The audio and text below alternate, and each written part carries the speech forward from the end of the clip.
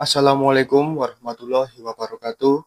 Perkenalkan nama saya Aditya Rasy Wicaksono dengan NIM 11523000131. Jadi di video kali ini saya akan membahas tentang bagaimana proses dan tahap-tahapan dalam menulis kreatif. Jadi sebelum kita masuk ke dalam bagaimana sih cara dalam proses dan tahapan menulis kreatif itu, menulis kreatif itu bukan sekedar hanya menyusun kalimat, tetapi itu adalah bagian dari proses transformatif yang dimana itu muncul dari ide-ide kita yang unik dan pengalaman hidup yang bisa dibilang cukup menarik gitu ya. Jadi menulis itu juga bukan hanya sekedar menyusun kata-kata menjadi sesuatu yang menjadi kesatuan gitu. Tetapi hal itu juga bagian dari bagaimana kita menyampaikan perasaan, pikiran, dan pengalaman hidup untuk menjadi sesuatu yang bermakna di dalam tulisan itu nantinya. Bagaimana sih proses-proses dan tahapan dalam menulis kreatif? Jadi saya sudah merangkum dari beberapa video yang sudah saya tonton di YouTube tentang bagaimana sih proses dan tahap-tahap dalam menulis kreatif itu. Jadi yang pertama itu ada memunculkan ide. Jadi ide itu bisa kita munculkan dari suasana hati dan pengalaman kecil, dialog yang ada di pikiran kita, imajinasi kita, dan atau semacam kayak pertanyaan, jika kita melihat sesuatu keadaan atau fenomena, bagaimana jika ini seperti ini, bagaimana jika ini seperti ini. Jadi kita berangan akan kejadian itu atau cerita itu eh, sama seperti apa yang kita pikirkan. Dalam memunculkan ide, yang pertama kita bisa melakukan seperti tadi. Dalam memunculkan ide, yang selanjutnya adalah ide itu tidak harus sempurna. Jadi kayak ide-ide kalian yang terbilang tidak masuk akal pun juga menjadi proses dalam menulis kreatif itu nantinya. Karena ide-ide itu kadang menurut kita sempurna, tapi kadang juga menurut orang lain tidak sempurna. Jadi selanjutnya setelah kalian punya ide, meskipun itu ide yang tidak sempurna, harus bereksplorasi terhadap ide-ide tersebut. Jadi kalian jangan terpacu dalam pikiran orang lain. Misalkan kalian ingin menulis cerita si A nantinya akan ketemu si B di hari ini, di keadaan seperti ini, di tempat seperti ini. Kalian jangan pikirin nanti orang lain menganggap cerita itu kayak gini. Itu kan perspektif orang lain terhadap cerita kalian. Lalu proses tahapan yang kedua yaitu menyusun kerangka dan struktur dari cerita itu sendiri. Jadi setelah ide muncul, langkah selanjutnya itu merancang kerangka struktur. Dan kerangka struktur ini bisa berupa eh, menentukan tema, subtema, judul, dan menetapkan gimana sih nanti alurnya itu terjadi dan gimana konflik itu akan terjadi, di mana konflik itu akan dimulai, terjadi dan selesai. Lalu bisa juga ditambahkan nama-nama tokoh, setting tempat, suasana, dan konflik utamanya akan berjalan seperti apa. Jadi struktur-struktur yang tadi itu bisa membuat kalian itu tidak hilang arah. Jadi kalian sudah ada arah gimana sih ceritanya itu akan dijalankan. Jadi tidak hanya sebuah angan-angan, tetapi kalian juga bisa ada roadmap-nya gitu.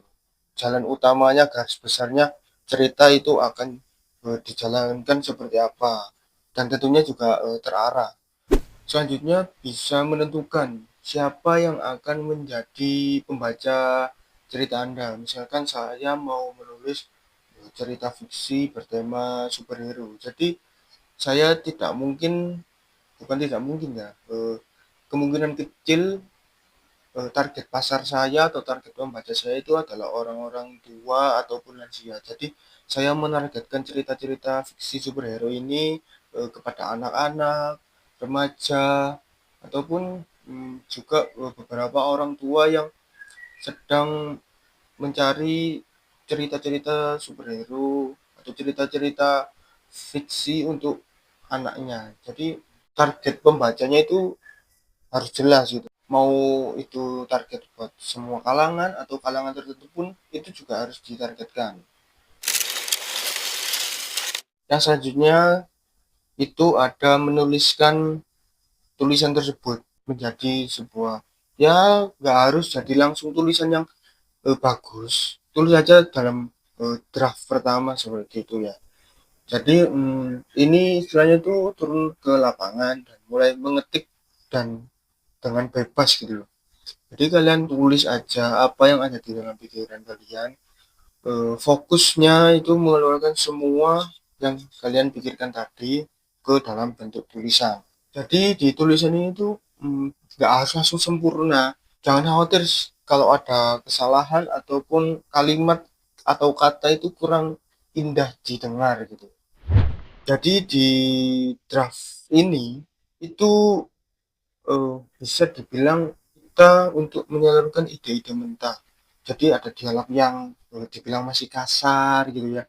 Adegan-adegan yang terbilang mungkin menurut kita itu belum rapi untuk sebuah adegan di dalam cerita itu, deskripsi atau percakapan, dialog yang terkesan itu biasa aja. Tapi nanti setelah beberapa tahapan bisa kita sempurnakan di kemudian hari nanti. Jadi selanjutnya setelah kalian menuliskan tulisan pertama, yaitu selanjutnya ada review dan menyunting dari tulisan itu tadi. Kalian bisa baca lagi, membaca ulang, memperbaiki alur, dan memperkuat karakter, serta memangkas bagian yang mungkin terlalu membuang-buang waktu, membuang-buang kata, karena itu juga memanjangkan kata-kata cerita itu. Jadi setelah pertama kali menulis itu mungkin dalam diri kita merasa oh ini sudah bagus, tapi keesokan harinya saat kita membaca ulang, ada di dalam diri kita merasa kayak kok tulisan kita aneh gitu, kayak kurang, padahal kemarin kita merasa itu sudah sempurna, sudah maksimal. Tetapi itulah bagian dari proses menulis kreatif. Jadi kita harus sering-sering mereview tulisan kita, apa yang sudah kita tuliskan. Jadi di tahapan ini kita juga bisa minta tolong kepada orang lain, teman ataupun keluarga untuk mereka itu membaca terlebih dahulu. Gimana sih tulisan kita itu di mata mereka? Apakah terbilang cerita ini sudah menarik ataupun seenggaknya mereka itu tidak putus di tengah jalan ketika membaca. Jadi mereka setiap halaman baru gitu ya, semakin tertarik, semakin kepo gitu ya terhadap apa yang saja terjadi di dalam cerita kita itu tadi.